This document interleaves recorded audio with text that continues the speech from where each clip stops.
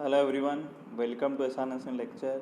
स्वागत है आपका एहसान हसन लेक्चर पर। और आज अपन बात करेंगे फर्दर 25 क्वेश्चन की, जो कि एम्स न्यू दिल्ली 2018 सितंबर मेमोरी बेस्ड है। और इसके अंदर अपन बात कर रहे हैं फर्स्ट क्वेश्चन से। और इसमें लिखा हुआ है कि इनमें से कौन सा जो है कंप्यूटर के अंदर इनपुट डिवाइस नहीं है। तो हमें पता होना चाहिए कि इनपुट डिवाइस मतलब जो इनपुट देगा, मीन्स जो मॉनिटर के अंदर कुछ चेंज करेगा। जैसे कि माउस है, उसे अपन चेंज कर सकते हैं, कीबोर्ड है, स्कैनर और प्रिंटर। तो यहाँ पे जो आंसर होगा इसका वो क्या हो जाएगा, प्रिंटर। क्योंकि प्रिंटर क्या होगा, आउटपुट डिवाइस है, क्योंकि अपन जो प्रिंट आउट निकालते हैं वो अपन को बाहरी तरफ मिलेगा। ठीक है। फिर फर्दर क्वेश्चन है, बाइसॉप स्कोर इज़ यूज्ड फॉर। तो बाइसॉप स्कोर जो है वो किस चीज़ के लिए यूज़ होता है। तो आप यहाँ देखें, पहला ऑप्शन है इंडक्शन ऑफ लेबर, दूसरा है फिटल मॉनिटरिंग, तीसरा है progress of labour and fourth है फिटल वेलबिंग। तो यहाँ पे जो आंसर होगा बाइसॉप स्कोर का वो होगा इंडक्शन ऑफ लेबर। मीन्स जो बाइसॉप स्कोरिंग की जाती है वो पता लगाया जाता है कि लेबर जो है वो कब इंड्यूस होने वाला है। फर्दर डिटेल में अपन जो है वो आने वाली वीडियोज़ में देखेंगे। अभी अपन समझते हैं कि बाइसॉप स्कोर में कुछ इंपॉर्टेंट पॉइंट्स की बात कर लेते हैं। सबसे पहले बात, तो जो बाइसॉप स्कोर होता है वो जनरली यूज़ होता है इंडक्शन ऑफ लेबर के लिए।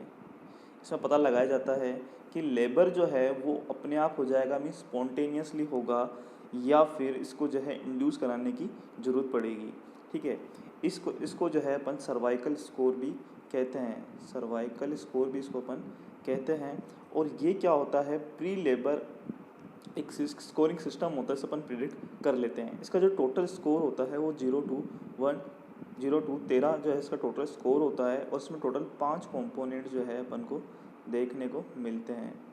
अब इन 5 कंपोनेंट्स की अगर मैं बात करूँ तो इसमें अपन को इसको याद रख सकते हैं, PCS एग्ज़ाम इन दिल्ली। ठीक है।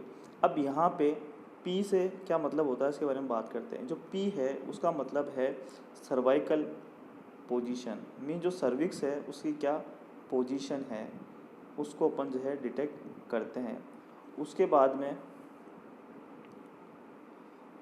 जो सी है इसका मतलब होता है सर्वाइकल कंसिस्टेंसी।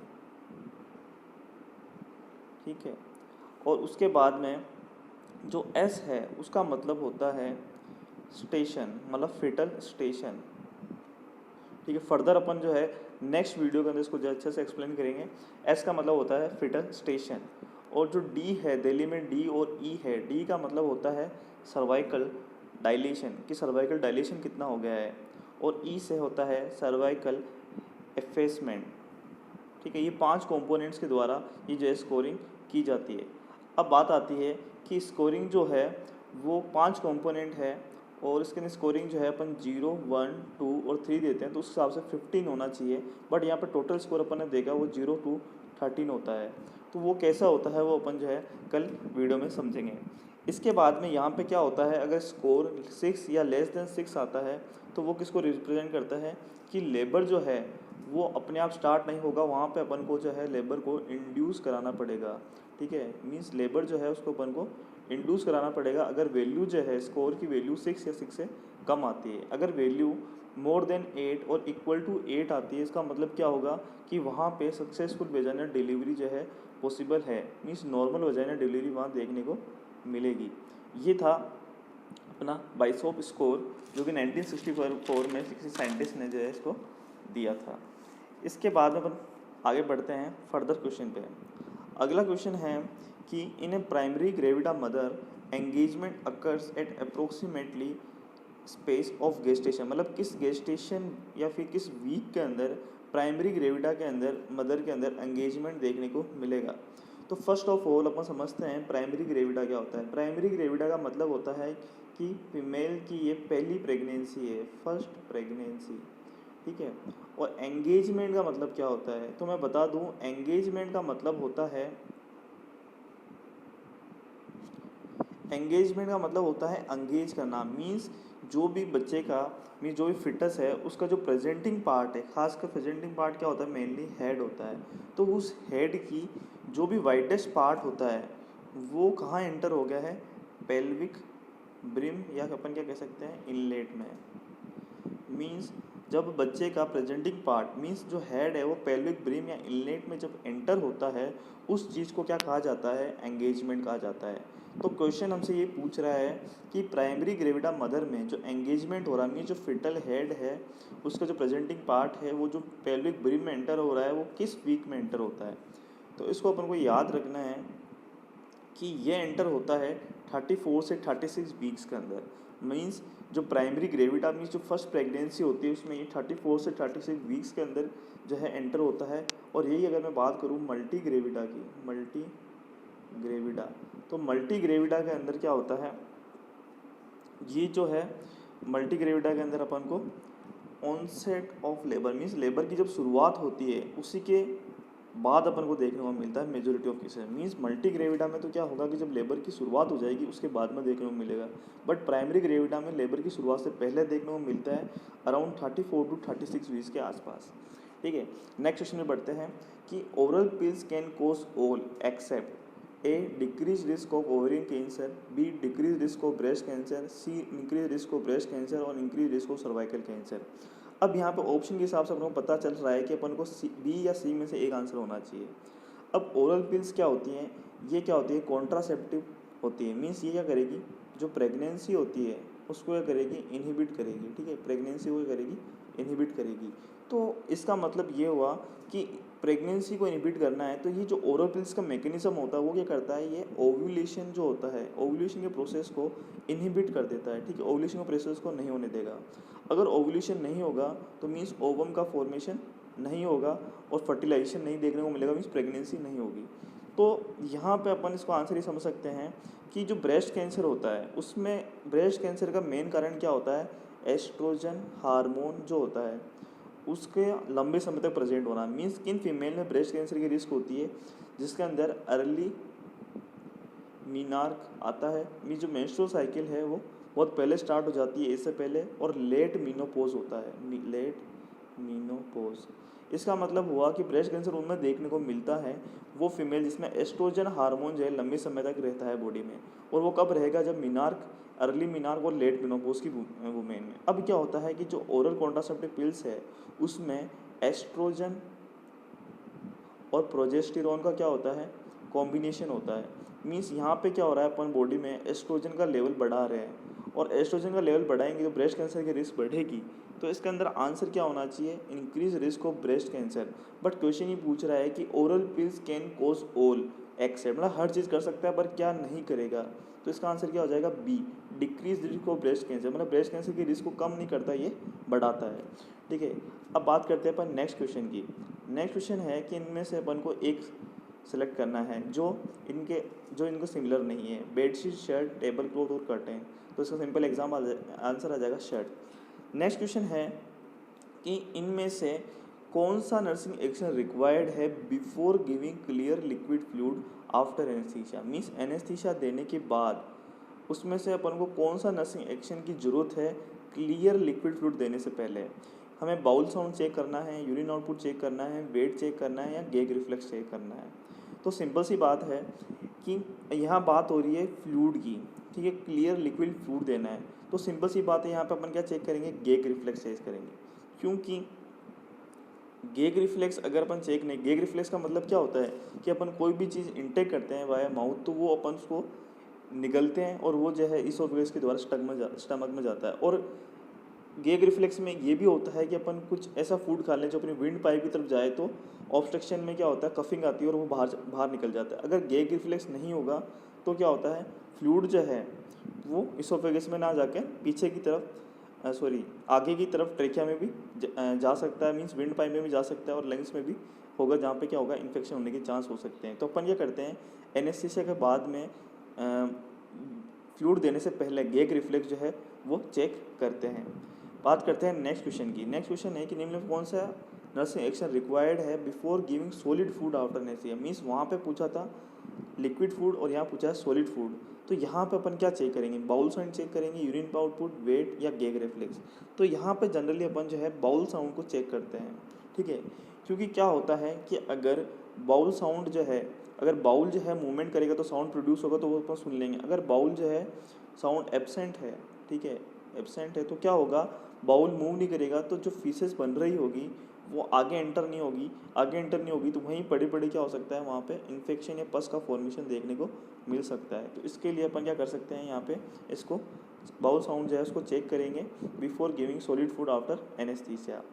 फिर क्वेश्चन है, नेक्स्ट क्वेश्चन है drug of choice for bipolar affective disorder. तो पहले जो क्वेश्चन थे उसमें अपन ने देखा था कि ड्रग ऑफ चॉइस जो होती है वो कौन सी होती है, लिथियम बाइकार्बोनेट होती है। ठीक है, अब लिथियम बाइकार्बोनेट जो होती है वो किस केस में कॉन्ट्राइंडिकेटेड होती है ये अपन बात करते हैं, क्योंकि जो डोज थी अपन ने वो बात कर ली थी कि ये 0.6 है, 1.2 मिलीकुलेंट जो है प्रोफाइलेक्सिस में, 0.8 से 1.2 स्ट्रीम में थेरेपेटिक में देते हैं, और 2 मिलीकुलेंट से अगर ये ज़्यादा हो जाती है तो वो क्या हो जाता है, टॉक्सिक डोज हो जाता है। बट अपन ने कॉन्ट्राइंडिकेशन की बात नहीं की थी, तो यहाँ पे मैं कॉन्ट्राइंडिकेशन की बात करूँ तो जनरली क्या होती है, जो लिथियम ड्रग है कॉन्ट्राइंडिकेशन ये प्रेगनेंसी में होती है। प्रेगनेंसी में अगर मैं बात करूँ तो जनरली ये फर्स्ट ट्राइमेस्टर के अंदर क्या होती है, पूरी तरह से कॉन्ट्राइंडिकेटेड होती है। और दूसरा ऑप्शन है लैक्टेशन, मीन जो ब्रेस्ट फीडिंग होती है उस वक्त जो है पूरी तरह से कॉन्ट्राइंडिकेटेड होती है, क्योंकि ये जो है बच्चे में जाएगी वहाँ पर टॉक्सिसिटी कोज कर सकती है वाया ब्रेस्ट फीडिंग, इसलिए ये फर्स्ट ट्राइमेस्टर में और लैक्टेशन के अंदर क्या होती है, कॉन्ट्राइंडिकेटेड होती है। इसके अलावा ये जो ड्रग होती है लिथियम कार्बोनेट, ये करती है जो थायराइड ग्लैंड है उसको क्या करती है, उसके फंक्शन को सप्रेस करने का काम करती है। मीन्स ये थायराइड ग्लैंड पे क्या होता है, इसका इनिबिटरी इफेक्ट होता है। तो इस ड्रग को देने से पहले जो थायराइड हार्मोन है उनका चेकअप कराया जाता है, और जो सोडियम है, खासकर जो सोडियम है उसका भी चेकअप कराया जाता है, जिसका अपन ने लास्ट क्वेश्चन पिछली वीडियो में देखा था। अब अपन बात करते हैं नेक्स्ट क्वेश्चन की। नेक्स्ट क्वेश्चन है height measurement of 2 year child is done by. अगर 2 साल का बच्चा है, अगर उसमें हाइट मेजर करनी है तो वो किसके द्वारा होगा, स्टेडियोमीटर, इन्फेंटोमीटर, गोनियोमीटर और रिफ्रैक्टोमीटर। इन्फेंटोमीटर तो सीधा सा पता चल रहा है कि इन्फेंट्स के लिए यूज़ होगा। ये कैसे देखने को मिलता है, ये कुछ इस टाइप का होता है। ठीक है, जहाँ पे अपन यहाँ पे स्केल होती है और उसके अंदर इन्फेंट को अपन लिटा देते हैं और उसकी जो है लेंथ अपन काउंट करते हैं या लेंथ जो है उसको मेजर करते हैं। दूसरा होता है स्टेडियोमीटर। स्टेडियोमीटर में क्या होता है, ये कुछ इस तरह का होता है। ठीक है, यहाँ स्केल होती है और यहाँ बच्चे को खड़ा कर दिया जाता है और उसकी जो हाइट है उसको मेज़र किया जाता है, इसे कहते हैं स्टेडियोमीटर। तो 2 साल के बच्चे के लिए अपन क्या यूज़ करते हैं, स्टेडियोमीटर। फिर बात करते हैं कि गोनियोमीटर और रिफ्रैक्टोमीटर क्या होता है, इस टर्म का मतलब क्या होता है। तो गोनियोमीटर जो होता है वो क्या करता है कि अपने जो जैसे ये हैंड है, ठीक है, अब यहाँ पे जो बॉल एंड सॉकेट जॉइंट है, एल्बो जॉइंट है, इसके जो रेंज ऑफ मोशन है उसको मेजर करने के लिए अपन क्या यूज़ करते हैं, गोनियोमीटर यूज़ करते हैं। तो ये अपन को ध्यान में रखना है कि गोनियोमीटर क्या होता है। फिर आता है रिफ्रैक्टोमीटर। रिफ्रैक्टोमीटर जो होता है वो जनरली जो एक्वस सॉल्यूशंस होते हैं, ठीक है, एक्वस सॉल्यूशंस होते हैं उनकी कंसंट्रेशन को मेज़र करने के लिए यूज़ किया जाता है। जैसे कि जो फूड, एग्रीकल्चर, केमिकल या जो इंडस्ट्रीज़ होती है वहाँ पे जनरली इसको यूज़ किया जाता है। नेक्स्ट क्वेश्चन है 35 question, current director of Delhi AIIMS. Delhi AIIMS के डायरेक्टर कौन है, doctor S Mishra, doctor CV Mishra, Randeep Guleria और जेपी नड्डा। तो जो करंट डायरेक्टर है वो है डॉक्टर रणदीप गुलेरिया। अब हम बात करते हैं कि doctor S Mishra means doctor Sanjeev Mishra जो है वो कहाँ के डायरेक्टर हैं, ये हैं एम्स जोधपुर के। ठीक है, ये अपन को पता होना चाहिए। फिर आता है फर्दर, अगर अपन डायरेक्टर की बात करें तो जो एम्स ऋषिकेश है उनके कौन हैं, रविकांत। ठीक है, इसके बाद में बात करते हैं एम्स भोपाल की, तो वहाँ पे कौन है, सरमन सिंह। इसके बाद में रायपुर की अगर बात करें तो वहाँ कौन है, नितिन एम नागरेकर। ठीक है, ऐसे ही सारे एम्स के जो है डायरेक्टर अपन को मिल जाएगी लिस्ट। फिर अपन बात करते हैं normal value of serum potassium is. Serum potassium की नॉर्मल वैल्यू क्या होती है, 3 to 5 मिलीग्राम, सही है। तो जो सीरम पोटेशियम लेवल होता है वो 3 to 5 मिलीग्राम पर लीटर या 3.5 से 5.5 मिलीग्राम के आसपास होती है। 135 से 145 मिलीग्राम जो होती है वो किसकी होती है, सीरम सोडियम लेवल की होती है। इसी के साथ अपन जो है बात करें कैल्शियम और क्लोरीन की, तो जो क्लोरीन होती है उसका वैल्यू क्या होता है, 99 to 109 milliequivalent per litre. ठीक है, मीन जो क्लोरीन है उसका क्या होता है, 99 से 109 मिलीग्राम पर लीटर होता है, और कैल्शियम आयन की अगर मैं बात करूँ सीरम लेवल तो वो 8.6 है, 10 मिलीग्राम पर डेसीलीटर होता है।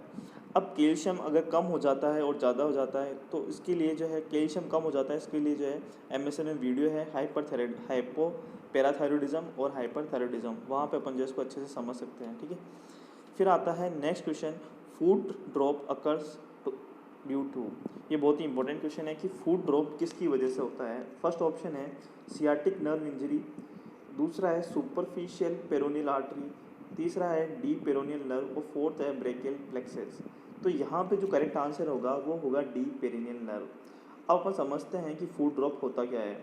तो फूड ड्रॉप में क्या होता है कि ये जो फूड ड्रॉप होता है इसमें होता क्या है कि जो पाँव है, अगर अपन बात करें पाँव की, तो इसमें क्या होता है जब पर्सन चलता है तो ये वाला जो पोर्शन होता है वो ग्राउंड पे ही स्टिक रह जाता है और ये वाला पोर्शन जो है मूव हो जाता है। इसे अपन कहते हैं फूड ड्रॉप। मतलब अगर मैं इसकी कंडीशन की अगर बात करूँ तो ये कंडीशन कैसे देखने को मिलेगी, ये अपन को देखने को मिलती है जिसमें क्या होता है जो पाँव है वो तो नीचे रह जाता है, ठीक है, और ये ऐसे मूव करता है ग्राउंड से, इसे कहते हैं फुट ड्रॉप। ये जनरली जो है डीप पेरोनियल नर्व की इंजरी की वजह से होता है। अब ये डीप पेरोनियल नर्व जो होती है किसकी ब्रांच होती है, सियाटिक नर्व की। ठीक है, तो जो डीप पेरोनियल नर्व है वो सियाटिक नर्व की ही ब्रांच होती है। अगर मैं इसी डायग्राम से देखूं तो ये कैसे, इस तरह ये जो एंकल जॉइंट है, ठीक है, और ये यहाँ से मूव करती, मतलब पीछे ये अपना क्या है, नी जॉइंट है। ठीक है, ये नी जॉइंट है, इस नी जॉइंट के पीछे से ये मूव करती हुई जाती है और यहाँ पर आके ये दो में डिवाइड हो जाती है। एक तो होती है डीप, ये वाली कौन सी है, कॉमन पेरोनियल नर्व। ठीक है, ये जो ऐसे जा रही है और फिर डिवाइड होगी। ठीक है, इसमें जो ये है कॉमन पेरोनियल नर्व और ये वाली है सुपरफिशियल और ये वाली है deep nerve, deep peroneal nerve. ठीक है, अब क्या होता है जब इंजरी होती है ये सप्लाई जो है कुछ इस तरह होती है। ठीक है, ये यहाँ कॉमन थी, ये सुपरफिशियल गई और ये डीप पेरोनियल नर्व यहाँ पे ऐसे सप्लाई करती है। ठीक है, टो की तरफ। अब क्या होता है आगे की तरफ यहाँ पे जो मसल होती है उसका नाम क्या होता है, टिबियालिस एंटीरियर मसल।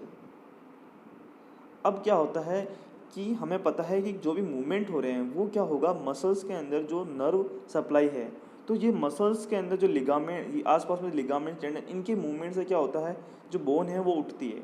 तो क्या होगा कि जनरली क्या होता है कि ये जो पार्ट उठता है ऊपर की तरफ उसके लिए कौन रिस्पॉन्सिबल है, ये जो मसल है टिबियालिस एंटीरियर मसल जो कौन सप्लाई कर रही है, डीप पेरोनियल नर्व, वो रिस्पॉन्सिबल होती है। ठीक है, जब इसकी नर्व की इंजरी हो जाती है तो क्या होता है इसको रिस्पॉन्ड नहीं कर पाती और ये पाँव जो है नीचे रह जाता है। मीन्स यहाँ पे क्या होगा, डोर्सिफ्लेक्शन देखने को मिलेगा। मीन्स नॉर्मल अगर ये काम करेगी नर्व तो क्या हो सकता है यहाँ पे एंकल का डोर्सिफ्लेक्शन हो सकता है। नॉर्मल तो क्या होता है, ये नॉर्मल लेग है ऊपर जाता है उसे अपन कहते हैं डोर्सिफ्लेक्शन। ये क्या है, ये डोर्सिफ्लेक्शन हो गया। ठीक है, अब ये जो डोर्सिफ्लेक्शन होता है ये डीप पेरिनियल नर्व की वजह से होता है। जब ये नर्व डैमेज हो जाती है तो क्या होता है ये पाँव इस सरफेस से ऊपर नहीं उठ पाएगा और क्या होगा, कुछ इस तरह की कंडीशन अपन को देखने को मिलती है। ठीक है, ये ग्राउंड लेवल से ये नीचे रह जाता है और ये जो हील वाला पार्ट है ये ऊपर उठ जाता है। इस चीज़ को कहा जाता है फुट ड्रॉप। अब बात करते हैं कि ये जो डीप पेरिनियल नर्व इंजरी है इसकी वजह से क्या होता है, ये नर्व इंजरी के कारण क्या हो सकते हैं। मीन्स ये एक तो क्या हो सकता है नर्व इंजरी है, और फुट ड्रॉप जो होता है वो क्या हो सकता है मसल्स के अगर कोई डिसऑर्डर हो जाए उसकी वजह से भी देखने को मिलता है। कुल मिला के अपन को ये याद रखना है कि जो फुट ड्रॉप होता है वो डीप पेरिनियल नर्व की इंजरी की वजह से होता है, जो क्या करती है टिबियालिस एंटीरियर मसल जो होती है उसको इनर्वेट करती है जिससे एंकल का डोर्सिफ्लेक्शन होता है, और ये किसकी ब्रांच है, सियाटिक नर्व की। तो ये अपन ने बात करी फुट ड्रॉप की। अब इसके मैनेजमेंट की अगर बात करें तो अपन यहाँ पे क्या कर सकते हैं, स्प्लिंट लगा सकते हैं। ठीक है, ये जो एंकल वाला रीजन है यहाँ पे अपन स्प्लिंट लगा सकते हैं। इससे क्या होगा कि मूवमेंट जो है वो आसान हो जाएगा। ठीक है, अब अपन बात करते हैं फर्दर क्वेश्चन की कि which position is given to a patient after mastectomy. तो मेस्टेक्टोमी क्या होता है? रिमूवल ऑफ ब्रेस्ट, ठीक है। ब्रेस्ट के रिमूवल को क्या कहते हैं? मेस्टेक्टोमी कहते हैं, और ये जनरली अपन ब्रेस्ट कैंसर के अंदर करते हैं। आगे क्वेश्चन क्या कह रहा है कि साइड लाइन, अब इसमें पोजीशन कौन सी देंगे इसके बारे में बात कर रहे हैं। Side line of affected hand with A pillow, elevate affected hand with pillow, left lateral position और प्रोन पोजीशन। तो इसका आंसर बताइए। तो इसका जो आंसर होगा वो क्या होगा? इसका आंसर होगा elevated affected hand with a pillow. इसमें क्या होता है, जनरली जो वुमेन होती है, जैसे राइट ब्रेस्ट अगर अपन ने रिमूव किया है तो क्या होता है कि ये जो राइट हैंड है, ठीक है, यहाँ पे जो एक्सिलरी नोड पाई जाती है, इस एक्सिलरी नोड में क्या होता है, इन्फ्लामेशन होने के चांस होते हैं। मीन्स यहाँ पे जो है लिम्फ एडिमा की रिस्क देखने को मिलती है। लिम्फ एडिमा की रिस्क देखने को मिलती है, इसलिए क्या होता है, पोजीशन के लिए अपन क्या करते हैं कि जो भी यहाँ पे क्या करते हैं अपन, तकिया लगाते हैं। तो ये कौन सा पार्ट है, ये प्रोक्सिमल जॉइंट है, और ये कौन सा है, डिस्टल जॉइंट है। तो अपन को तकिया इस तरह लगाना है, या जो पिलो इस तरह लगाना है कि जो डिस्टल जॉइंट है वो प्रोक्सिमल जॉइंट से क्या हो, ऊपर वाले लेवल पे हो, ठीक है। ये अपन को एक चीज़ ध्यान रखनी है। दूसरा, अपना जो हैंड है, जैसे रिस्क है, तो अपन को जो है चेस्ट लेवल के ऊपर ही रखना है। तो पहला ऑप्शन इसमें आ रहा है, तो वो अपन क्या लिखेंगे, elevated affected hand with a pillow. Means जो हैंड है अफेक्टेड, उसको पिलो के ऊपर रखेंगे, और उसमें डिस्टल जॉइंट जो है वो प्रोक्सिमल जॉइंट से ऊपर वाली हाइट पे होना चाहिए। ये बात करिए अपन ने मेस्टेक्टोमी में। अगले क्वेश्चन देखते हैं, 40th क्वेश्चन। 40th क्वेश्चन ये कह रहा है कि which position provided to a client after spinal anaesthesia. Spinal anaesthesia के बाद में कौन सी पोजीशन दी जाती है? तो सबसे पहले बात करते हैं स्पाइनल एनेस्थीसिया की। इसमें क्या होता है, जैसे स्पाइनल कोड के बारे में बात करें तो जनरली स्पाइनल बोर्ड 45 सेंटीमीटर होती है, और कहाँ से कहाँ एक्सटेंड करती है, फोरामेन मैग्नम, जो मतलब स्कल का जो बेस होता है, फोरामेन मैग्नम से लेकर फर्स्ट लंबर वर्टिब्रा जो होती है वहाँ तक ये करती है, एक्सटेंड करती है। मीन्स ये हुआ कि अगर अपन को स्पाइनल एनेस्थीसिया देना है तो अपन L1 नीचे रीजन के नीचे, मीन्स जनरली L2 से L3 या फिर L3 से L4 के जो रीजन होगा वहाँ पे देंगे। अब मुझे पता है कि ये जो स्पाइनल कोड होती है, इसके बाहर जो है कवरिंग होती है किसकी, मेनिंजेस की। अब मेनिंजेस की कवरिंग होती है, तो यहाँ पे जनरली जो इंजेक्ट किया जाता है वो किस में क्या जाएगा, सब एरेक्नोइड स्पेस में, सब एरेक्नोइड स्पेस।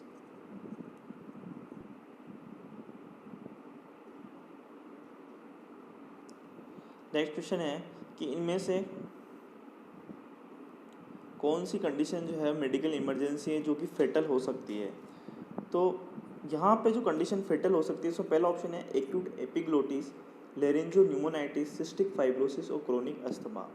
तो इसमें ये पूछा गया है कि मेडिकल इमरजेंसी जो कि फेटल हो सकती है, मीन्स इसमें जो है जान भी पेशेंट की जा सकती है, उनमें से कौन सी है। तो मैं बता दूं, यहाँ पे पहला ऑप्शन है एपिग्लोटाइटिस है ये, ठीक है, ये करेक्ट है ना, एपिग्लोटाइटिस। मीन्स एपिग्लोटिस वाला जो रीजन है वहाँ पे क्या है, इन्फ्लामेशन। अब मुझे पता है कि एपिग्लोटिस कहाँ प्रेजेंट होता है। अब क्या होता है कि दो चीज़ें होती हैं, ठीक है। पीछे की तरफ होता है ईसोफेगस, जहाँ फूड पाइप कहते हैं, आगे की तरफ होता है विंड पाइप से ट्रकिया कहते हैं, और यहाँ पे एक फ्लैप लाइक स्ट्रक्चर होता है जिसे अपन एपिग्लोटिस कहते हैं। अगर इस फ्लैप के अंदर इन्फ्लामेशन हो गया तो क्या होगा कि पूरा का पूरा जो एयरवे है उसमें क्या हो जाएगा, ब्लॉकेज हो जाएगा। और एयरवे पूरा ब्लॉकेज हो जाएगा, मीन्स एयर लंग्स में नहीं जा पाएगी। तो कुछ टाइम बाद क्या होगा, पेशेंट जो है वो एब्सेंस ऑफ ब्रीथिंग की वजह से क्या होती है, उसकी डेथ हो सकती है। मीन्स एक्यूट एपिग्लोटाइटिस जो है ऐसी कंडीशन देखने को मिलेगी। अब दूसरी कंडीशन यहाँ पे दे रखी है सिस्टिक फाइब्रोसिस। सिस्टिक फाइब्रोसिस क्या होती है, एक जेनेटिक डिसऑर्डर होता है, जिसमें क्या होता है कि इसमें क्या होता है, उन सेल्स को अफेक्ट किया जाता है जो सेल क्या करती हैं,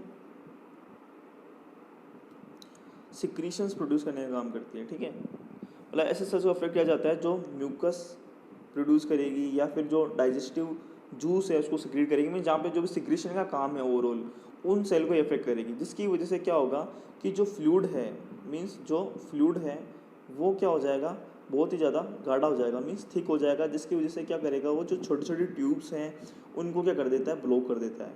बट यहाँ पे जो कंडीशन है वो क्रोनिक नहीं, मतलब कंडीशन जो है वो फेटल नहीं हो सकती, क्योंकि ये जो ट्यूब्स को ब्लॉक कर सकते हैं, पर जो बड़े एयरवे हैं वहाँ पे कोई ब्लॉकेज इतना नहीं होगा कि वहाँ ब्रीथिंग प्रॉब्लम बहुत ज़्यादा हो और डेथ हो जाए, ठीक है। तो यहाँ पे जो आंसर जाएगा वो जाएगा एक्यूट एपिग्लोटिस का, ठीक है। उसके बाद में क्वेश्चन आता है ICD tube is attach to, मतलब जो इंटरकोस्टल या कह सकते हैं कि जो चेस्ट रीजन में अपन ड्रेनेज ट्यूब डालते हैं उसको अटैच किया जाता है। Close drainage, open drainage, water seal chamber या नेगेटिव सक्शन प्रेशर, उस आईसीडी ट्यूब को अपन कहाँ अटैच करेंगे? तो जनरली इसका आंसर होगा वाटर सील चैम्बर। इससे क्या फ़ायदा होता है या अपन इसके बारे में देखते हैं। ये जो ट्यूब होती है ये अपन कह सकते हैं इंटरकोस्टल ड्रेनेज ट्यूब, ये क्या होती है? प्लास्टिक ट्यूब होती है जनरली, जो कि पॉलीविनाइल क्लोराइड या सिलिकॉन की बनी हुई होती है, ठीक है। और इसमें अपन क्या करते हैं, इसको जो है चेस्ट वॉल जो होती है, चेस्ट वॉल जो रीजन है उसमें इंसर्ट करते हैं। अब इंसर्ट जनरली इसको कहाँ किया जाता है? ये जो लंग्स होते हैं अपने, ठीक है, यहाँ पे जो सराउंडिंग में प्लूरल मेम्ब्रेन होती है और ये होती है प्लूरल स्पेस, ठीक है। तो जनरली क्या होता है, इस प्लूरल स्पेस के अंदर अपन क्या करते हैं, इस ट्यूब को डालते हैं और यहाँ पे प्रेजेंट अगर पस है, ठीक है, पस है, फ्लूइड है, एयर है, कुछ भी हो, उसको जो है निकालते हैं, उसको कनेक्ट करा हुआ होता है वाटर सील चैम्बर से। इस वाटर सील चैम्बर का काम क्या होता है कि जो भी चीज़ यहाँ आ रही है उसको ये और इस ट्यूब को जो है अपन जो है पेशेंट का जो चेस्ट लेवल है उसके नीचे रखते हैं, ठीक है। एक काम तो ये, दूसरा यहाँ पे क्या होता है कि जो ये आसानी से इसको जो है सक्शन कर लेती है, बट वापस जो है ये इधर मूव नहीं कर पाएगा। मीन्स जो इसकी वापस एंट्री है प्लूरल स्पेस में उसको ये क्या कर देता है, ब्लॉक कर देता है, ठीक है। एक चीज़ तो अपन को इसमें ये पता चली। अब बात करते हैं कि जैसे अगर एयर का एक्यूमुलेशन होता है तो उसे अपन क्या कहते हैं, न्यूमोथोरेक्स, ठीक है। मीन्स एयर का जो एक्यूमुलेशन होता है उसे अपन क्या कहते हैं, न्यूमोथोरेक्स कहते हैं। अब प्लूरल इफ्यूजन में अलग अलग टर्म है, जैसे कि अगर मैं बात कर रहा हूँ प्लूरल इफ्यूजन की, प्लूरल इफ्यूजन का जो मोटा मोटा है उसका मतलब है कि प्लूरल स्पेस के अंदर फ्लूइड इकट्ठा हो जाएगा, ठीक है। अब ये फ्लूइड कौन कौन सा हो सकता है उसके बारे में बात करते हैं। जैसे अगर लिम्फेटिक फ्लूइड इकट्ठा हो रहा है प्लूरल स्पेस में, लिम्फेटिक फ्लूइड, तो उस कंडीशन को अपन क्या कहते हैं, काइलोथोरेक्स, ठीक है। इसके बाद में दूसरी कंडीशन आती है कि पस का अगर कलेक्शन हो जाता है तो उसको अपन क्या कहते हैं, डिजीज कंडीशन को एम्पाइमा कंडीशन अपन कहते हैं, ठीक है। उसके बाद में आता है ब्लड अगर कलेक्ट हो जाता है तो ब्लड के लिए अपन को पता है क्या लगाते हैं अपन, हीमो, तो क्या कह देंगे अपन, हीमोथोरेक्स, ठीक है। इसके अलावा अगर सीरस फ्लूइड कलेक्ट हो जाता है, ठीक है, सीरस फ्लूइड मीन्स प्लाज्मा से क्लोटिंग फैक्टर निकाल दो, जो बचेगा वो क्या है, सीरस फ्लूइड, तो वो क्या कहलाता है, हाइड्रोथोरेक्स, ठीक है। इस कंडीशन पर क्या कहते हैं, हाइड्रोथोरेक्स। अब मैं बात कर लेता हूँ कि इसमें जनरली अपन को ध्यान क्या रखना है कि जो भी अपन ड्रेनेज डाल रहे हैं, जो वाटर सील चैम्बर है वो चेस्ट लेवल से नीचे की तरफ होनी चाहिए। एक बार एंट्री हो जाए वापस जो है प्लूरल स्पेस में एंट्री को ये ब्लॉक कर देता है, ठीक है। साइज़ की अगर मैं बात करूँ तो एडल्ट मेल में ये 28 से 32 फ्रेंच का होता है, फीमेल में 28 फ्रेंच का, चाइल्ड में 18 फ्रेंच का, और न्यू बोर्न जो होता है उसमें 12 से 14 फ्रेंच की अपन ट्यूब जो है जनरली यूज़ करते हैं। ये अपन ने बात करी आईसीडी ट्यूब की। फिर क्वेश्चन है which instruction is given to the patient while removing chest tube, में जो चेस्ट में ट्यूब डाली हुई जब उसको निकालना होगा तो हम क्या पेशेंट को इंस्ट्रक्शन देंगे। पहला कि उसे कहेंगे कि वो डीप ब्रीथिंग करें, deep breathing, exhale bear down, या फिर अपने ब्रीथ को होल्ड करके रखें, या फिर जो है first leap breathing, means deep breathing, exhale and bear down, hold breath. अगर अपन उसको ब्रीथ को होल्ड करने के लिए कह देंगे, ठीक है, तो उससे क्या हो जाएगा, चेस्ट रीजन और एब्डोमेन रीजन जो हो जाएगा बिल्कुल क्या हो जाएगा, फर्म हो जाएगा, मीन्स टाइट हो जाएगा। तो क्या होगा कि वो जो ट्यूब डाली हुई है वो आसानी से निकलेगी नहीं, मीन्स होल्ड ब्रीथ वाला ऑप्शन तो गलत हो गया। दूसरा perform first lip breathing, means जो लिप्स है उसके द्वारा जो है ब्रीथिंग करना, ठीक है, उससे क्या कहते हैं, पशु लिप ब्रीथिंग कहते हैं, तो वो भी नहीं कराएंगे। तो मीन्स यहाँ पे जो आंसर होगा वो क्या होगा, डीप ब्रीथिंग, मीन्स को डीप ब्रीथिंग के लिए कहा जाएगा एक्सहेल, और मतलब जब डीप ब्रीथिंग करेगा, जब वो एक्सहेल करेगा मीन्स एयर जब बाहर निकालेगा तो क्या होगा, जो खाली हो जाएगा पूरा जो थोरेक्स वाला रीजन है, और जो तो वहाँ पे क्या होगा उस वक्त जो है अपन जो है आसानी से उस चेस्ट ट्यूब को क्या कर सकते हैं, निकाल सकते हैं। इस अपन क्या कहते हैं, ये जो है अपना प्रायोरिटी होगा, नर्सिंग प्रायोरिटी होगा, ठीक है। फिर आता है most important nursing action for fracture healing. अब फ्रैक्चर अगर किसी को हो रहा है तो उसके हीलिंग के लिए मोस्ट इम्पोर्टेंट नर्सिंग एक्शन क्या होगा। पहला है इमोबिलाइजेशन, कैल्शियम सप्लीमेंट, एक्सरसाइज या एंटीबायोटिक्स। तो सिंपल सी बात है, जब भी फ्रैक्चर होता है सबसे पहला काम होता है उसको इमोबिलाइज करना। इमोबिलाइज करने के बाद में अपन कैल्शियम, विटामिन और ये जो सप्लीमेंट्स होते हैं ये देते हैं। अगर इन्फेक्शन है तो एंटीबायोटिक्स करते हैं और उसके बाद में एक्सरसाइज का ऑप्शन आता है। बट यहाँ पूछा है कि फ्रैक्चर हीलिंग के लिए अपन क्या करेंगे, तो फ्रैक्चर हीलिंग के लिए जितना ज़्यादा हो सके उसको इमोबिलाइज होने के लिए रखा जाता है, ताकि फ्रैक्चर जो भी बोन है वो अपनी हीलिंग कर ले। तो यहाँ पे जो पहला ऑप्शन जाएगा वो क्या जाएगा, इमोबिलाइजेशन। अब क्वेश्चन है विच कॉम्प्लिकेशन में बी सी इन बर्न पेशेंट। तो बर्न इंजरी की जो है अलग से वीडियो बना रही है, डिटेल में आप प्लेलिस्ट में जाके दे सकते हैं। इसमें क्वेश्चन में पूछा है कौन सी कॉम्प्लिकेशन बर्न पेशेंट में देखने को मिलेगी। फर्स्ट है कॉन्ट्रैक्चर, डीवीटी, पल्मोनरी एम्बोलिज्म और वेरिकोज वेन। तो यहाँ पे जो मोस्ट कॉमन कॉम्प्लिकेशन देखने को मिलती है वो है कॉन्ट्रैक्चर। कॉन्ट्रैक्चर क्या होता है कि मतलब जैसे ही 2nd degree 3rd degree burn होता है उसके बाद में जो स्किन होती है वो क्या हो जाती है, टाइट होने लग जाती है, स्किन टाइटनिंग देखने को मिलती है। ठीक है, स्किन टाइटनिंग जो अपन को देखने को मिलती है। अब इसमें क्या होता है कि परमानेंट क्या हो जाता है, जो मसल फाइबर्स होते हैं, मसल फाइबर्स वो क्या हो जाते हैं, परमानेंटली शॉर्ट हो जाते हैं। ठीक है, परमानेंटली शॉर्टिंग देखने को मिलती है। मीन्स क्यों, क्योंकि नीचे स्किन के नीचे की तरफ जो भी सॉफ्ट टिश्यू पाए जाते हैं है ना, उनकी जो इलास्टिसिटी होती है वो क्या हो जाती है, लॉस हो जाती है। इलास्टिसिटी लॉस होने की वजह से क्या होता है, एक बार वो अगर मतलब जो पहले इलास्टिसिटी थी वो अब लॉस हो जाती है, जिसकी वजह से क्या होते हैं उनमें परमानेंट जो मसल फाइबर्स होते हैं वो शॉर्ट हो जाते हैं। ठीक है, इसे अपन कहते हैं कॉन्ट्रैक्चर। ठीक है, इसके अलावा कॉन्ट्रैक्चर में जो है टेंडन्स और लिगामेंट्स भी क्या हो सकते हैं, अफेक्ट हो सकते हैं। ठीक है, अब बात करते हैं टेंडन्स और लिगामेंट्स में डिफरेंस की। तो जो टेंडन्स होते हैं उनमें क्या अंतर होता है। अब टेंडन्स जो होते हैं, या अपन बात करें टेंडन की, तो टेंडन जो होता है उसमें ये किसको जोड़ता है, बोन टू मसल। ठीक है, इसका काम होता है बोन को मसल से जोड़ना। इसके अलावा यहाँ पे टी आ रहा है, मीन्स यहाँ पे जो इंजरी होगी उसे अपन क्या कहेंगे, स्ट्रेन। ठीक है, दूसरी बात आती है लिगामेंट। लिगामेंट की अगर अपन बात करें तो लिगामेंट का काम होता है बोन को बोन से जोड़ना, और यहाँ पे जो कंडीशन आती है वो क्या आती है, स्प्रेन। ठीक है, तो हमें एक याद रखना है, या तो टेंडन या फिर लिगामेंट। अगर अपन लिगामेंट याद रखते हैं तो अपन को याद रखना है कि इसमें बोन टू बोन जुड़ती है और इसमें कंडीशन देखने को मिलती है स्प्रेन। ठीक है, रेन, स्प्रेन और स्ट्रेन, तो रेन दोनों में आ रहे हैं, तो एस पी और एस टी है, तो उससे अपन जो है इसका अंतर लगा सकते हैं। जैसे कि लिगामेंट में टी आता है और यहाँ पे भी टी आता है, तो मीन्स सॉरी टेंडन में टी आता है, स्ट्रेन में भी टी आता है, मीन्स अपन क्या कर सकते हैं, इसको ऐसे याद रख सकते हैं। ठीक है, फिर अपन बात करते हैं further question, confirmatory diagnostic test of multiple pregnancy. अब मल्टीपल प्रेगनेंसी का मतलब क्या है कि वहाँ पे ट्विंस है, मीन्स ट्रिपलेट है, क्वाड्रपलेट है, उसका अगर आपको पता लगाना है तो उसका कन्फर्मेटरी डायग्नोसिस क्या होगा। तो पहला ऑप्शन है एससीजी हार्मोन लेवल चेक करना, पाल्पेशन, एएफपी और अल्ट्रासोनोग्राफी। तो एससीजी लेवल बढ़ा हुआ होगा, वो लेवल तो है वो सिम नॉर्मल प्रेगनेंसी मीन्स एक चाइल्ड उसमें भी बढ़ सकता है, डबल में भी बढ़ सकता है, ट्रिपलेट में बढ़ सकता है, तो अपन ये इससे पता नहीं लगा सकता है कि मल्टीपल प्रेगनेंसी है। ठीक है, पाल्पेशन से भी अपन को पता नहीं चलेगा कन्फर्म। मीन्स कन्फर्मेटरी जो डायग्नोसिस टेस्ट होगा यहाँ पे वो क्या होगा, अल्ट्रासोनोग्राफी। मीन्स इसके अंदर अपन क्या करेंगे, अल्ट्रासोनोग्राफी से अपन देख लेंगे कि ट्रिपलेट है या फिर डबलेट है या क्वाड्रप्लेट है। ठीक है, तो यहाँ पे जो कन्फर्मेटरी डायग्नोसिस होगा वो क्या होगा, अल्ट्रासोनोग्राफी। अपन बात करते हैं अपने लास्ट क्वेश्चन कि इनमें से कौन सा पैरामीटर जो नर्स है वो ऑब्जर्व करेगी इन्फेंट में विथ ए शॉक, मतलब जिस पेशेंट में शॉक की कंडीशन होगी उसमें कौन सा जो है चेक किया जाएगा। पहला है urine output, heart rate, respiration और वेट। अगर शॉक की कंडीशन होगी जनरली तो वहाँ पे अपन क्या पता लगा सकते हैं, किससे मतलब कौन सा पैरामीटर जो है मस्ट ऑब्जर्व किया जा सकता है, तो वो होता है यूरिन आउटपुट। क्योंकि अगर हाइपोवोलेमिक की कंडीशन होगी, अगर हाइपोवोलेमिक शॉक होगा तो उसमें क्या होगा कि जो यूरेसिस मतलब जो यूरिन आउटपुट है वो क्या हो जाएगा, डिक्रीज़ हो जाएगा, तो उससे अपन जो है ये पता लगा लेंगे।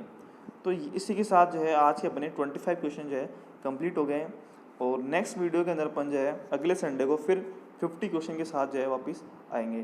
ठीक है, अगर आपने अभी तक चैनल जो है वो सब्सक्राइब नहीं किया है तो प्लीज़ चैनल को सब्सक्राइब करें, वीडियो को ज़्यादा से ज़्यादा लाइक करें, शेयर करें, कमेंट करें। Thank you.